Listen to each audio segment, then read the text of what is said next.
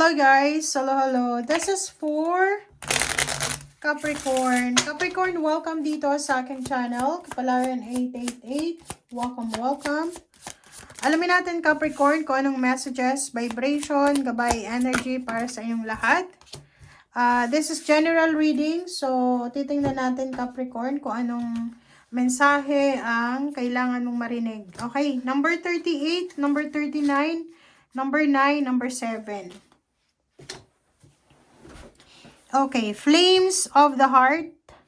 Etong flames na to, sinasabi ng barahan na Capricorn, there's a good fortune. There's a good news, good fortune na pwedeng mag-neutralize sa evil or sa unlucky na sitwasyon sa buhay mo and the lucky one. So, sinasabi ng barahan na sa linggong ito ay magiging balanse ang posisyon mo sa buhay. Okay?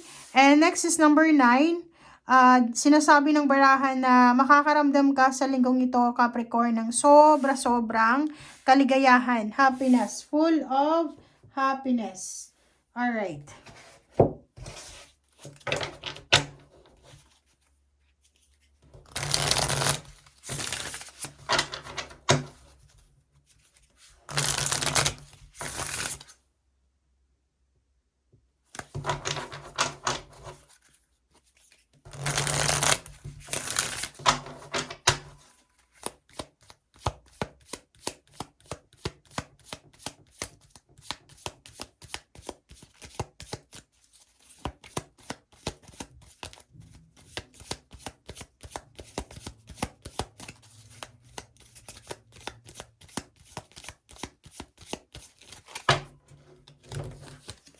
Okay, Queen of Swords and Nine of Coins. So, dito sa dalawang barahang to, sinasabi ng baraha sa'yo, Capricorn, na isang direksyon ang posibleng ihaharap sa'yo ng universe or ituturo sa'yo ng universe na yung direksyon na yan ay posibleng siya yung magiging susi para makapasok ka. And then, maabot mo kung ano man ang financial dreams and hopes mo. Okay?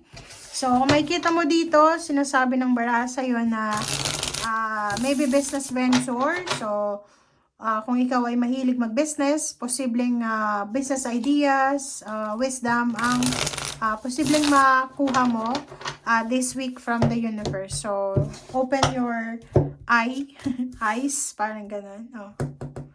Resonated siya. So, maraming pwedeng magsimula. Maraming pwedeng magsimula sa buhay mo.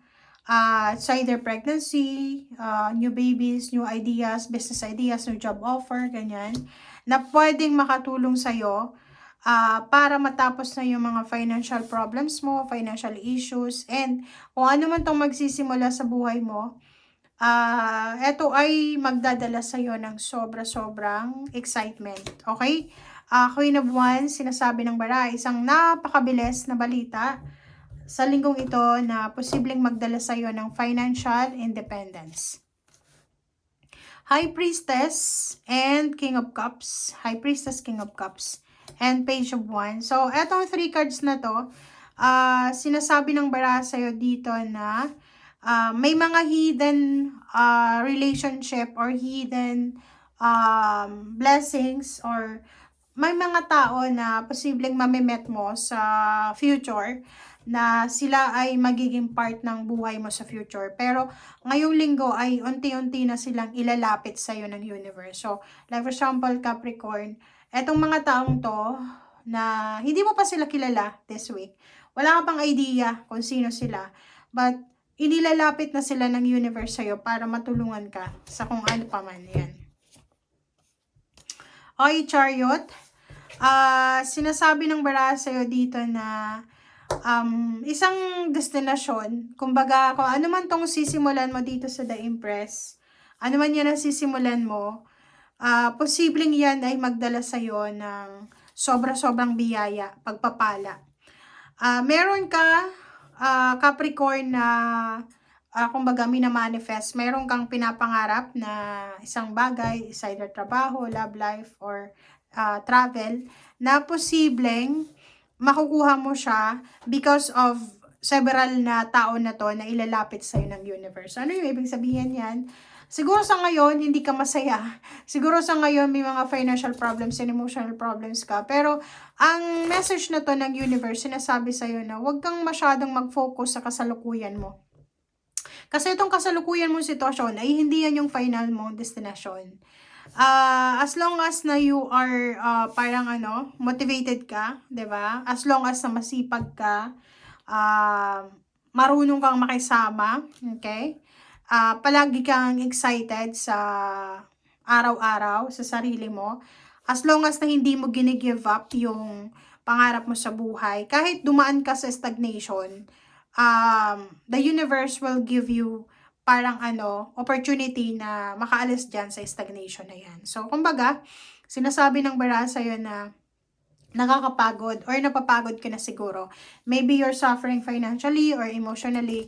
But, yun na nga, sabi ng baraha sa'yo dito na you need to be parang ready kasi you will have great joy. Malapit na itong kaligayahan na to na darating sa'yo. Magiging sobrang excited ka. Magiging sobrang, parang feeling mo, ikaw na yung pinakamasayang tao dito sa mundo. And eto yung pinaka-wish mo talaga. Yung pagbabago sa buhay mo. Pwedeng lumipat ka ng tirahan, lumipat ka ng trabaho, international or local. And sinasabi ng baraha sa'yo na sa ngayon, makinig tayo sa sinasabi ng ating intuition. And at the same time, sinasabi ng baraha sa'yo dito na there's a financial good news na naghihintay sa'yo. So, dun ka mag-focus. Okay?